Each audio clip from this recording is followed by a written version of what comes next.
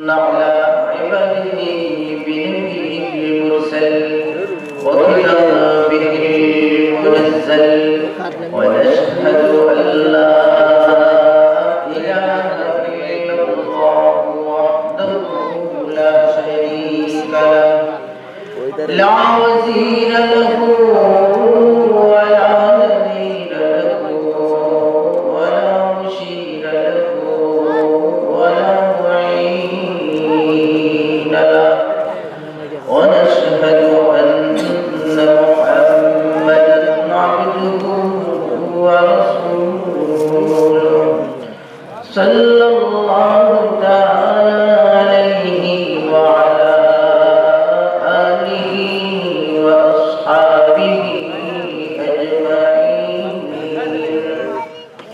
أما بعد فأعوذ بالله من الشيطان الرجيم بسم الله الرحمن الرحيم يا أيها الذين آمنوا توبوا إلى الله توبة نصوحا وقال النبي صلى الله عليه وسلم التائب من الذنب كمن لا ذنب له صلى الله على سيدنا ومولانا محمد وعلى آله وصحبه وسلم صلى الله على سيدنا ومولانا محمد وعلى آله وصحبه وسلم لا إله إلا الله محمد رسول الله لا إله إلا الله محمد رسول الله محترم সভাপতি সাহেব হযরত উলামায়ে কেরাম উপস্থিত আমার দিন দরদি মুসলমান ভাই সকল আল্লাহর মাওলানা আল্লাহ রাব্বুল আলামিনের অসীম শুকরিয়া আল্লাহ তাআলা মেহেরবানি করে আল আনসার ইসলামী যুব সংঘের উদ্যোগে আয়োজিত ইসলামী মহাসম্মেলনে আমাদেরকে হাজির হওয়ার তৌফিক দিয়েছেন আলহামদুলিল্লাহ আলহামদুলিল্লাহ আল্লাহ তাআলা হাজিরিকে বসাকে নাজাতের দুনিয়া হিসেবে কবুল করুন আমিন ভাইরা আমার উলামায়ে কেরামের জবান থেকে আপনারা মূল্যবান আলোচনা শুনেছেন গভীর রাত আপনারা এখনো বসে রয়েছেন দোয়ার জন্য অপেক্ষা করতেছেন এই হালতেই আমি আপনাদের সামনে বসেছি এখন লম্বা আলোচনা মুনাসিব হবে না সংক্ষিপ্ত কিছু আলোচনা করি ইনশাআল্লাহ দোয়া হয়ে যাবে মুখতাসার অল্প কিছু কথা আপনাদের সামনে আমি আলোচনার ইচ্ছা করেছি ভাইরা আমার আমরা যে এখানে বসেছি এসে এই বসাটা এমন যে বসার কারণে আল্লাহ তাআলা সগীরা গুনাহ মাফির এলান করে দেন আর কেউ যদি উঠার আগে খালেস ভাবে তওবা করে উঠতে পারে তাহলে এই মানুষটার জিন্দেগীর সব কবিরা গুনাহ আল্লাহ মাফ করে দেন সুবহানাল্লাহ সেজন্যই মাহফিলের এই শেষ টাইমে দুয়ার আগে আমরা যখন এখনো রয়ে গেছি আমরা এই শেষ সময়ের দোয়ায় খালেস তওবা করে উঠে যাব রাজি আছেন ইনশাআল্লাহ যেহেতু আমরা তওবা করে ওঠার নিয়ত করেছি সেজন্যই তওবার প্রসঙ্গে কয়েকটা কথা আমি আলোচনা করতে চাই ভাইরা আমার মনে রাখবেন যে সমস্ত মানুষ গুনাহ করে তওবা করে না গুনাহ করে তওবা করে না এদের অবস্থাটা কেমন এদের অবস্থা হলো যে কোনো সময় থেকেই জাহান্নামের শাস্তি তাদের জন্য শুরু হয়ে যাবে যে কোনো রাত থেকে যে কোনো দিন থেকে দুজকের শাস্তি আরম্ভ হবে কিভাবে আরম্ভ হবে যে কোনো সময় মানুষ মরতে পারে না মরতে পারে মানুষ গুনাহ সহ যদি মরে এই মরলেই জাহান্নামের শাস্তি তাকে ধরবে গুনাহ সহ দুনিয়া ছাড়লেই জাহান্নামের শাস্তি ধরবে। সুতরাং যারা গুনাহ করে তওবা করে না, গুনাহ সাথে নিয়ে চলে যায়, এরা যে কোনো সময় থেকেই জাহান্নামের শাস্তির মধ্যে পড়ে যাচ্ছে। এই ভয়ঙ্কর বিপদ থেকে বাঁচার ব্যবস্থার নাম হলো তওবা। বলেন সুবহানাল্লাহ। ভাইরা আমার, আল্লাহ রাব্বুল আলামিন যেদিন শয়তানকে বিতাড়িত করেছিলেন, শয়তান আল্লাহর সাথে কিছু কথা বলেছিল। এর মধ্যে একটা কথা ছিল এমন, আল্লাহ আমি আপনার ইজ্জত, সম্মান, মর্যাদার কসম করে বললাম, আপনার বান্দাদেরকে আমি জাহান্নামের পথে নিয়ে যাব, গোমরাহ করে দিব। قال فبعزتك لأغوينهم أجمعين। ভাইরা আমার, আল্লাহর ইজ্জতের কসম করে শয়তান আল্লাহকে চ্যালেঞ্জ করলো, বলল আল্লাহ আপনার বান্দাদেরকে আমি জাহান্নামের দিকে নিয়ে যাব। রব্বুল আলামিন তখন জবাব দিলেন, আমার বান্দা যত গুনাহ করে না কেন, সে যদি খালেস তওবা করে নেয়, আমিও আমার ইজ্জতের কসম করে বললাম আমার বান্দারে মাফ করে দিব। ভাইরা আমার, এই কারণেই আল্লাহ রাব্বুল আলামিন কি করলেন, আল্লাহ তাআলা তার বান্দারে মাফ করার জন্য তওবার দরজাটা খুলে দিয়েছেন, মাফির দরজা খুলে দিয়েছেন। 24 ঘন্টা খোলা। আপনি চেয়ারম্যান সাহেবের কাছে কোনো দরকারে যান, 9টা থেকে 5টার ভিতর অফিস টাইমে যেতে হবে। পরে যদি কোনো আবেদন নিয়ে যান, বলা হবে আগামী কালকে আসবেন, অফিস টাইমে না আসলে এটা হবে না, টাইমের ভিতর আসতে পারেন নাই। এইভাবে দুনিয়ার কোনো অফিস আদালতে যদি আপনি যান, টাইমের ভিতর যেতে হয়, নাইলে আপনার আবেদন গ্রহণ হয় না। কিন্তু আল্লাহ রাব্বুল আলামিনের দরবারে এমন ভাবে বান্দা যে কোনো সময় গুনাহ মাফির জন্য যদি আবেদন জানায়, ও ভাই আমার, কোনো টাইম লাগবে না, তুমি তোমার টাইমে আবেদন করো, আল্লাহ সেই আবেদন মঞ্জুর করে তোমারে মাফ দিয়ে দিবে। ও আমার ভাই, মাফ যে দিবেন, আজব ব্যাপার হলো, আজব ব্যাপার হলো, আল্লাহ তাআলা গুনাহগারকে মাফ করা পছন্দ করেন। আল্লাহ তাআলা গুনাহগারকে মাফ করলে বড় খুশি হন। ও ভাই আমার, দুনিয়াতে কোনো মানুষ এমন পাবেন না যারা মাফ করারে পছন্দ করে। মানুষ বিপদে পড়ে মাফ দেয়, কোনো পথ নাই তাই মাফ দেয়, খুশি হয়ে মাফ করনেওয়ালা মানুষ আপনি পাবেন না। কিন্তু রব্বুল আলামিন তো এমন, গুনাহগারকে মাফ করলে আল্লাহ খুশি হন। এমনকি হাদিসের মধ্যে তো এই কথাও এসেছে, দুনিয়ার সব মানুষ যদি গুনাহ ছেড়ে দিত, সবাই যদি গুনাহ ছেড়ে দিত, আল্লাহ এই জাতিটাকেই বদলাইয়া দিতেন, নতুন আরেকটা জাতি পাঠাইয়া দিতেন, যারা গুনাহ করত আর তওবা করত, আল্লাহ মাফ করতেন। গুনাহ করত, তওবা করত, মাফ করা হতো, গুনাহ করত, তওবা করত, মাফ করা হতো। এমন একটা নতুন জাতিই আল্লাহ দুনিয়ার মধ্যে পাঠাইয়া দিলেন, যে জাতি গুনাহ করে, তওবাও করে, আর আল্লাহ খুশি হয়ে মাফ করেন। মানুষ যদি সবাই গুনাহ ছেড়ে দিত, আল্লাহ এমন নতুন একটা জাতি পাঠাইয়া দিতেন। ভাইরা আমার, আল্লাহ রাব্বুল আলামিনের কাছে জিনিসটা এত পছন্দ লাগে, কোন মানুষ যত গুনাহ করে না কেন, মনে করুন 100 বছরের জিন্দেগি, যতটা শ্বাস টানছে, যতটা শ্বাস ছাড়ছে, এতটা গুনাহ একজনে করছে, এরপরে রব্বুল আলামিনের কাছে তওবা শুরু করে দিল। ও আমার ভাই, আল্লাহ রাব্বুল আলামিন এই নাফরমানকে এমন ভাবে মাফ করে দিবেন, খালেস তওবার পরে এমন ভাবে মাফ করে দিবেন। আমার নবী ফরমান, আত-তাইবু মিনাজ-যামবি কামাল্লা যামবালা। এই খালেস তওবা করনেওয়ালা মানুষটা এমন হয়ে যাবে যেন জীবনে কোনো গুনাহ করছে না।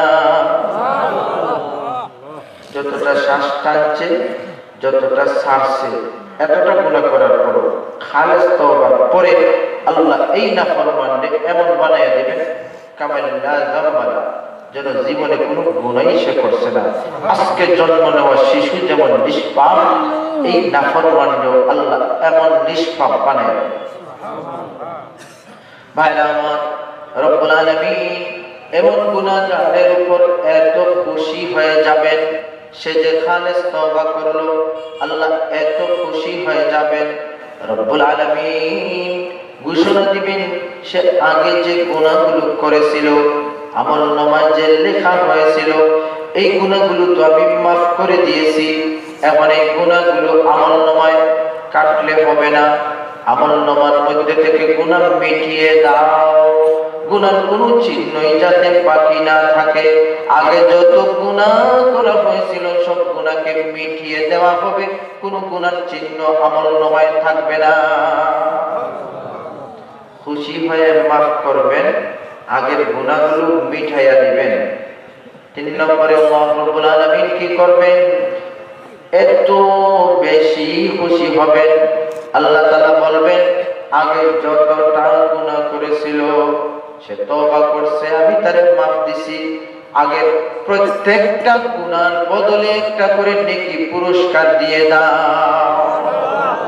ইল্লা মান তাবা ওয়া আমানা ওয়া আমিলা আমালান সালিহান ফাউলাইকা ইউবাদদিলুল্লাহু সাইয়্যাতিহিম হাসানাত। যতটা গুনাহ করেছিল, মনে করুন 10,000 কোটি গুনাহ করছে, 10,000 কোটি গুনাহ করেছে, এখন তওবা করেছে, আল্লাহ মাফ করে 10,000 কোটি নেকি তারে দিয়া দিবেন। এমন ভাবে রব্বুল আলামিন মাফ করেন, খুশিও হন, গুনাহ মিটাইয়াও দেন, গুনার বদলে নেকি পুরস্কারও দেন। সুবহানাল্লাহ। সেই জন্যই আমাদের তো কম বেশি গুনাহ সবারই আছে, আমরা তওবা করার দরকার আছে কি আছে না? কারণ এই গুনাহ সব চলে গেলেই জাহান্নামের শাস্তি শুরু হবে, আর আল্লাহ যখন মাফ করার জন্য এমন ব্যবস্থা করেছে, তাইলে তো আমরা মাফটা নিয়ে মরার দরকার আছে, ঠিক কিনা? আমরা সবাই খালেস তওবা করতে রাজি আছি না? তাইলে রাজি হলে কয়েকটা কথা আমি বলবো। 1 নম্বর হলো খালেস তওবা করতে হবে। গুনাহ মাফ করতে হলে কি তওবা করতে হবে? খালেস, নির্ভেজাল তওবা, এটা প্রথমে বুঝেন। খালেস তওবার জন্য 5টা জিনিস লাগবে। 1 নম্বর হলো গুনার উপর লজ্জিত হতে হবে। আল্লাহ, আমি তোমার খেয়ে তোমার নাফরমানি করছি, এটা আমার করা ঠিক হয় নাই, আমি ভুল করছি, আমারে মাফ করো। গুনার উপর লজ্জিত হতে হবে। 2 নম্বর হলো গুনাহ ছেড়ে তওবা করতে হবে। গুনাহ চলে, তওবা চলে, দুটোটা একসাথে নয়, গুনাহ ছেড়ে তওবা করতে হবে। 3 নম্বর হলো যে সমস্ত ফরজ ওয়াজিব ছুটেছে এগুলা আদায় করা শুরু করে দিতে হবে।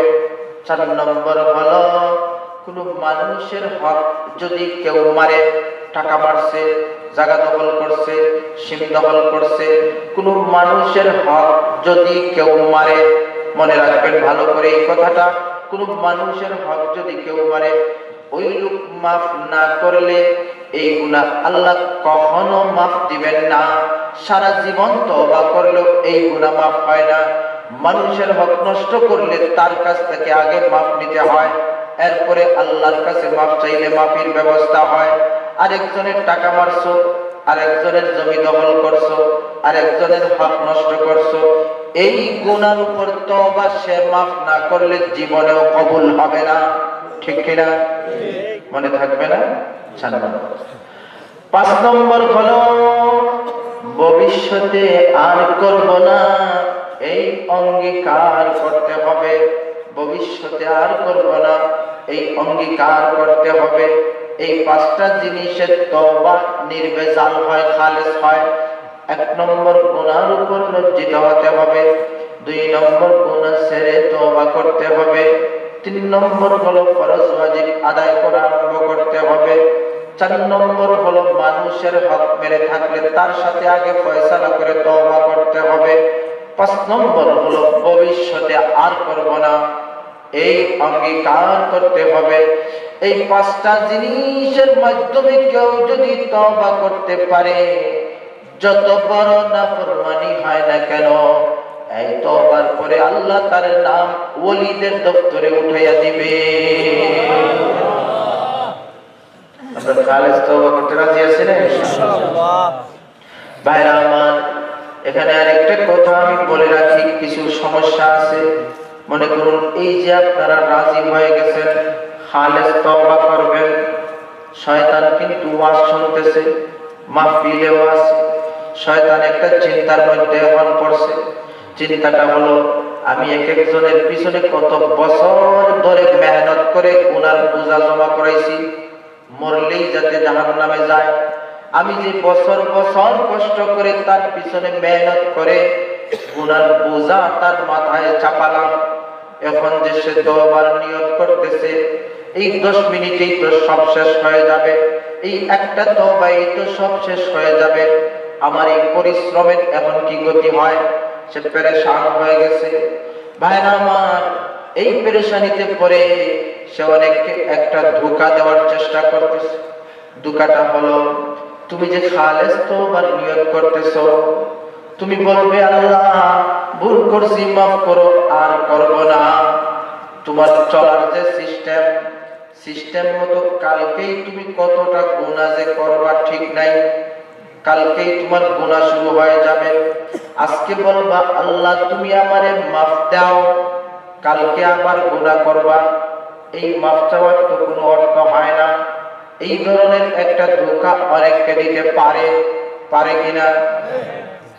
শয়তান বুঝাবে, তুমি যে বলবা আল্লাহ আমি ভুল করছি, মাফ করো, আর জীবনে করো না। তুমি যে এই কথা বলার জন্য রেডি হচ্ছ, কালকে যদি করো তাহলে এই কথাটা নাই। ভাইরা আমার, এই ধোঁকা যদি মনের মধ্যে দিতে চায়, আপনি জবাবটা ভালো করে মনে রাখবেন। কালকে যদি গুনাহ করি, এর আগে আরেকটা যদি আছে, সেই যদি হলো রাত্রে যদি মরি। কালকে যদি করি, এর আগে হলো রাত্রে যদি মরি। আমার কালকের চিন্তা করলে হবে না, এখনের চিন্তা করে গুনাহ থেকে মুক্তির দরকার। কালকে আসার আগে যদি মরে যাই, গুনাহ নিয়ে কবরে গেলে আমার উপায় না, ঠিক কিনা? কালকে যদি করি, এটা তো কালকের ব্যাপার। রাত্রে মরলে কি হবে সেটা তো আমার আগে চিন্তা দরকার, কালকে আসলে কালকেরটা দেখা যাবে। এই কথা বলে শয়তানের ধোঁকা থেকে আপনি বের হন, রেডি হন, খালেস তওবার জন্য রেডি হয়ে যান। এবার আমি আপনাকে 2 নম্বর আরেকটা সমস্যার সমাধান বলে দিই। আসলে অনেক মানুষ তওবা করতে চায়, কিন্তু বিভিন্ন কারণে করার সাহস পায় না। এই সাহস যে পায় না, এই সমস্ত বিষয়গুলো এগুলা। 2 নম্বর যে ব্যাপার, মনে করুন একজন মানুষ খালেস তওবা করেছে, এরপরে শয়তান আরেকটা ধোঁকা তারে দিবে। খালেস তওবা করলো রাতে, দিনে আবার গুনাহ শুরু হয়ে গেছে, গুনাহ হচ্ছে। একদিনের ভিতর মনে করুন 100টা গুনাহ হয়ে গেছে, সে বুঝতেছে। তখন শয়তান আবার তার কাছে আসবে, বলবে দেখো গত রাত্রে তুমি তওবা করেছো আর বলেছো আর করবো না, 24 ঘন্টার ভিতরে প্রায় 100টা গুনাহ তোমার হয়েছে, তুমি নিজেই জানো। দিনে যদি 100টা গুনাহ তুমি করতে পারো, তোমার 70, 80, 90 বছরের জীবন যদি হয়, কত হাজার গুনাহ তোমার মাধ্যমে হয়ে যাবে। কয়বার মাফ চাইবা, কয়বার মাফ দেওয়া হবে, এই সিস্টেমে তুমি চলতেই পারবা না। এমন একটা হতাশামূলক বিষয় মাথায় আনতে পারে, ঠিক কিনা? রাত্রে তওবা করছো, 24 ঘন্টা পার হয় নাই, শত শত গুনাহ হয়ে গেছে, একদিনেই যদি দশা, বাকি জীবনে কি হবে? কয়বার তওবা করবা, কয়বার মাফ পাইবা, কয়বার মাফ চাইবা, এই সিস্টেমে চলা তোমার পক্ষে সম্ভব না। এই চিন্তা বাদ দাও। এমন একটা ধোঁকা তওবার পরে দিতে পারে কি পারে না? ভাইরা আমার, এই ধোঁকায় যাতে না পড়েন সেই জন্য আমি একটা কথা বলতেছি, ভালো করে মনে রাখবেন। আসলে আমরা অনেক কিছু না বুঝার কারণে বিপদে পড়ে যাচ্ছি, না বুঝার কারণে মানুষ গুনাহ সহ কবরে চলে যাচ্ছে। ও ভাই আমার, তওবার পরে যদি শয়তান এইভাবে হতাশ করতে চায়, আপনি একটা কথা মনে রাখবেন, শয়তান কেন হতাশ করতে চায়? শয়তান মানুষকে মানুষের সিস্টেম দিয়ে বোঝায়, মানুষের সিস্টেম কি? মানুষের সিস্টেম হলো মনে করুন একজন মানুষ একজনের কাছে মাফ চাইতে গেছে 2 মাস আগে, মাফ চাইতে গেছে, মাফ পাইছে, এরপরে আবার ভুল করে মাফ চাইতে গেছে, তখন 1 মাস পরে মাফ চাওয়ার জন্য যাওয়ার পরে কি বলে, গত মাসে তোমারে না মাফ করলাম, এখন আবার মাফ চাইতে এসেছো। একজনকে কয়বার মাফ করা যায়? মানুষ এইভাবে বলে। ও ভাই আমার 2 নম্বর বার এইভাবে বলে। 3 নম্বর বার যদি কোনো ভুল করে আবার মাফ চাইতে যায়, তখন বলে 2 বার তোমারে মাফ করে ভুল করছি, তোমারে মাফ করা ঠিক না, আমার কাছে আর আসবা না, এখান থেকে ভাগো, ভাগাইয়া দেয়। 3 নম্বর বার মাফ করতে রাজি না। এটা হলো মানুষের সিস্টেম। মনে রাখবেন এই সিস্টেমটি শয়তান ধোঁকা দিতে চায়। আপনার মনকে বলে দিবেন মানুষের সিস্টেম আর আল্লাহর সিস্টেম কিন্তু এক নয়। মানুষের সিস্টেমে আল্লাহ চলেন না, আল্লাহর নিজস্ব সিস্টেম। আল্লাহর সিস্টেমটা কি? আল্লাহর সিস্টেম হলো বান্দা 3 মাস 4 মাসে 2-3 বার মাফ চাওয়া শুধু নয়, দিনে যদি 1000টা গুনাহ করে আর 1000 বার মাফ চায়, আরো বেশি গুনাহ করেও যদি একদিনের ভিতর 1000 বার মাফ চেয়ে নেয়, আগে কয়বার মাফ করা হলো আল্লাহ হিসাবই করবেন না। একদিনের ভিতর 1000 বার যদি মাফ করা হয় আল্লাহ হিসাব করবেন না। বান্দা 1000 বার মাফ চাইলে 1000 বারই মাফ করে দিবে। এই সমস্ত জিনিস আমাদের বুঝতে হবে। শয়তান বুঝায় কালকে মাফ চাইয়া আজকে আবার এতটা গুনাহ, কয়বার তুমি দিনে মাফ চাইবা, কয়বার একজনে মাফ দেওয়া হয়, এটা মানুষের সিস্টেম দিয়ে বোঝায়। মনকে বলবেন আল্লাহ মানুষের সিস্টেমে চলেন না, আল্লাহর সিস্টেমই আরেকটা ভিন্ন। আল্লাহর সিস্টেম হলো বান্দা যতবার খালেস তওবা করবে ততবারই তারে মাফ দিবেন। ভাইরা আমার, আজব বিষয় কি জানেন? বারবার যে গুনাহ করে আর তওবা করে, মানুষের কাছে 2-3 বার গেলেই তার মেজাজ খারাপ, কিন্তু আল্লাহ তাআলার ব্যাপারটা কেমন আজীব লাগে। বারবার গুনাহ করে আর বারবার যে তওবা করে, আল্লাহর কাছে এই কাজটা এত পছন্দ লাগতেছে। কোরআনে কারীমে রব্বুল আলামিন ফরমান, ইন্নাল্লাহা ইউহিব্বুত তাওয়াবিন, বেশি বেশি তওবা করার কারণে আল্লাহ তারে মহব্বত করবে। ভাইরা আমার, সেজন্যই শয়তানের ধোঁকায় না পড়ে যে কোনো সময় দুনিয়া থেকে চলে যেতে পারি, গুনাহ নিয়ে চললে উপায় নাই। আল্লাহ যখন এত সুযোগ সুবিধা আমাদেরকে মাফ করার জন্য দিয়ে দিয়েছেন, আমরা মাফ চাওয়ার দরকার আছে কি আছে? অনেক মানুষ প্রসেসিং এর বিভ্রান্তিতে পড়ে গেছে, তওবা করতে চায়, তখনই তার সামনে অনেক প্রসেসিং চলে আসে। প্রসেসিং কি? প্রসেসিং হলো তওবা করতে বলে ওযু করো, ভালো কাপড় চোপড় পরো, কিবলামুখী হও, হুজুরদেরকে আনো, আরবিতে দোয়া দরুদ তাদের সাথে পড়ো, এরপরে তওবা হবে। মধ্যখানে সিন্নি টিন্নিও থাকতে পারে, দাওয়াতের ব্যাপার আছে, হাদিয়া তোফা দেওয়ার বিষয় আসে থাকতে পারে, খরচ আছে। এত প্রসেসিং যদি বছরে বা জীবনে একবার করলে করতে পারে, আর নাইলে কেউ করতে রাজি হয় না। ও আমার ভাই, এগুলা এই সমস্ত জিনিসের কারণে আমরা আটকে গেছি। মনে রাখবেন এটার জন্য কোনো প্রসেসিং নাই। আপনি বালিশে মাথা রেখে দিয়েছেন, গুনার কথা মনে পড়ে গেছে। ও আমার ভাই, নিজের ভাষায় আল্লাহ রাব্বুল আলামিনকে বলা শুরু করে দিলেন, মাওলা আজকে তো আমি একটা গুনাহ করলাম, আমি ঘুমিয়ে যাচ্ছি, ঘুমে যদি আমি মরি তাইলে তো আমার উপায় নাই, আমি ভুল করছি, স্বীকার করলাম, মাফ চাই, দয়া করে তুমি আমারে মাফ দাও, আর করব না। ও আমার ভাই, সে তো উঠে বসলো না, হাত উঠালো না। দুনিয়ার মধ্যে কোন চেয়ারম্যান সাহেবের কাছে কেউ যদি মাফ চাইতে যায়, সোফায় বসে মাফ চাইলে চেয়ারম্যান সাহেবের মেজাজ আরো খারাপ হয়। ভুল করে মাফ চাওয়ার জন্য এসে সাবের মতো আমার সামনে বসেছে, কত বড় বেয়াদব, এমন কথা মানুষ বলতে পারে। কিন্তু আল্লাহ রাব্বুল আলামিন এই সমস্ত জিনিসের কোনো পরোয়াই করেন না।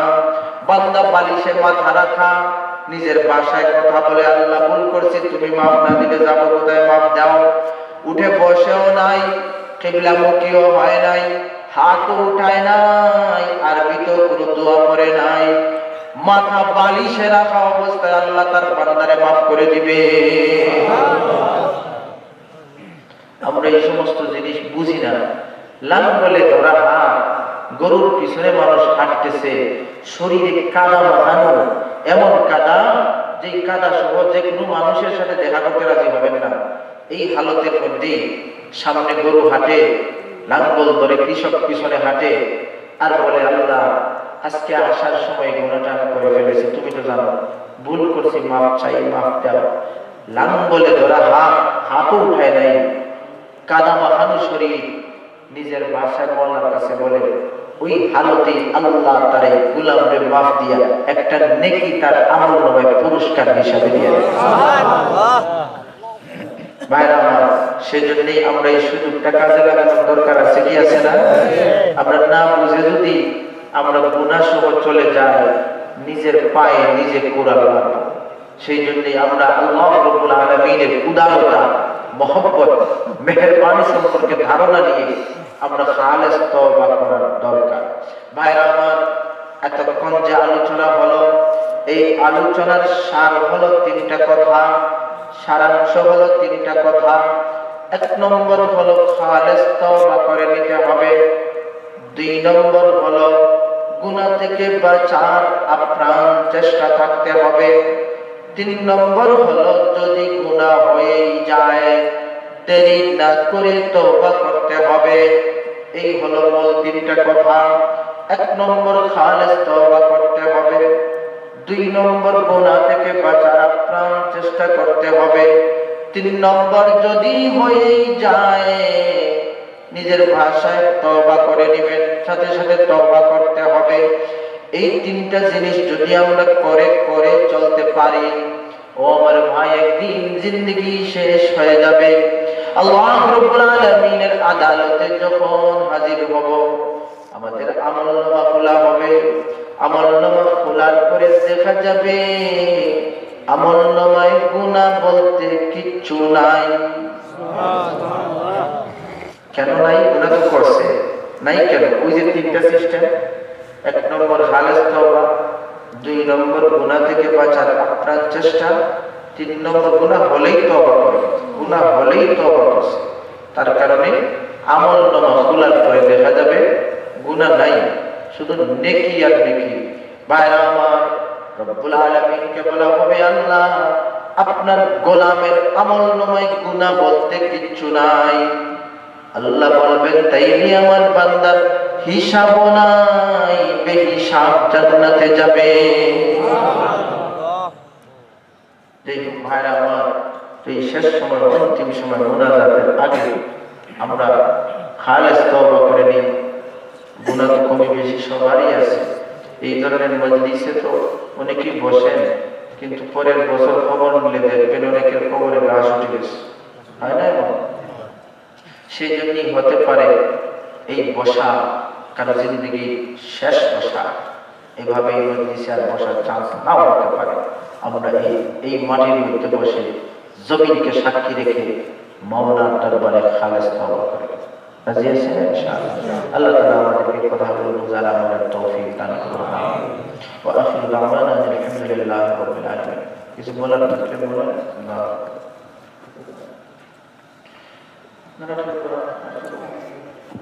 আমরা সবাই তওবা নিয়ত করি। আস্তাগফিরুল্লাহ, ইন্নাল্লাহা গফুরুর রহিম। আস্তাগফিরুল্লাহ,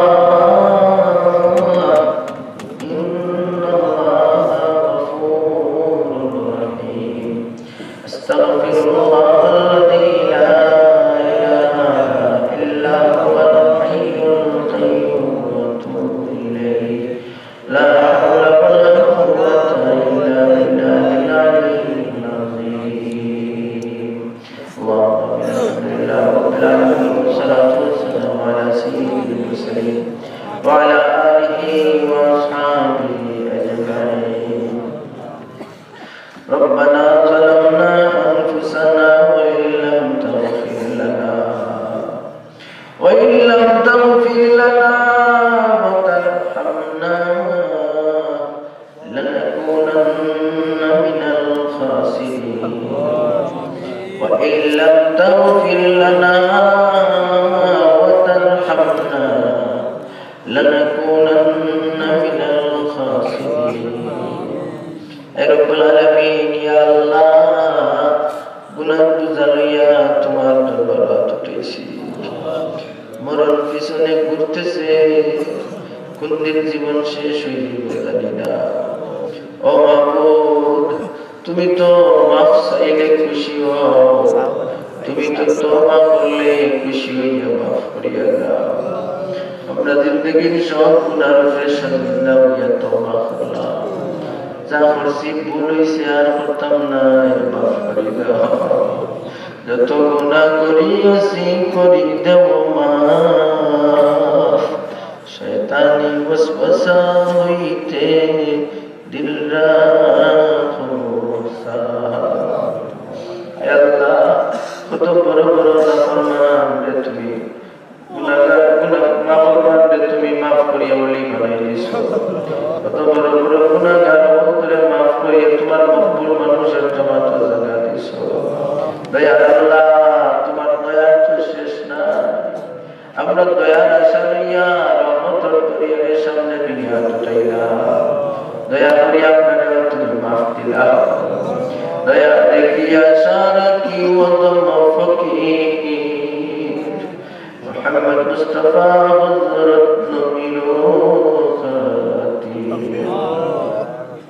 আয় আল্লাহ আল্লাহ কত মানুষ হল আপনাদের সারিয়া জমিনের নিচে গেছে দিয়া আমরা পর্দা করব আলো মায়ার মধ্যে গান বল কোন অবস্থায় তুমি যারা তো সব জানে না ইয়া আল্লাহ সব পর্দার পক্ষ থেকে তোমার দরবারে জুরাতে দরখাস্ত আমরা সব মধ্যে গান তুমি মাফ করো বিশেষ করে এই এলাকার সমস্ত মধ্যে গান এই জলসার খাতিরে মাফ করো অনেক কুরবানাই বাপনা আল্লাহ পিতার ভালো কবরের জান্নাতুল বাগান ও ইয়া আল্লাহ আমার দুয়ার শরীকা ঘরে বাইরে মেয়ে পুরুষ যে যে জায়গা থেকে আটকেছো তুমি জানো কে কোন ঘাট আটকে গেছো তুমি জানো কে কোন বিপদে পড়ে গেছো আল্লাহ কত মানুষ অভাব কষ্টের মধ্যে আছে কত মানুষ খরচ করিয়া আটকে গেছো কত মানুষ বেমার অবস্থায় কষ্টের মধ্যে দিন কাটাইতেছে কত মানুষের ঘর অশান্তি বিশৃঙ্খলা দেখা দিছে ও আল্লাহ দয়া করে আপনারে তুমি উদ্ধার করিয়া দাও তুমি সারা কারো কাছে করি মুরুদ তুমি সারা কে বুঝিবে আপনারি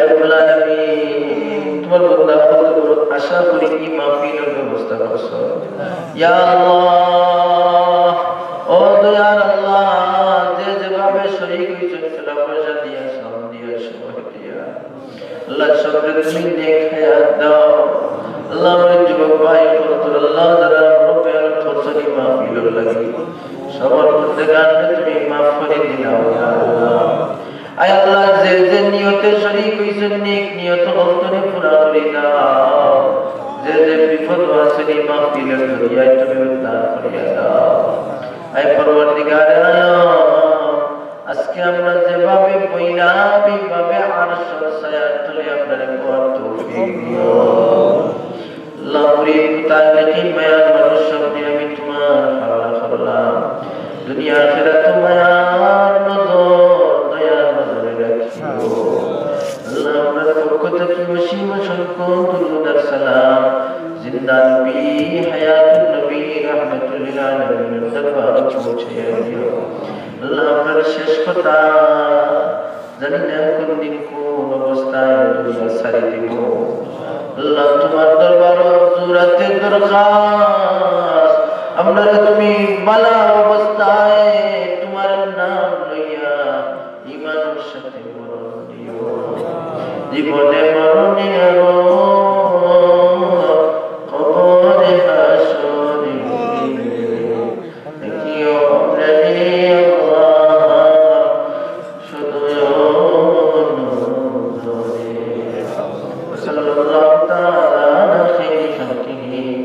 محمد وآله وأصحابه أجمعين آمين برحمتك يا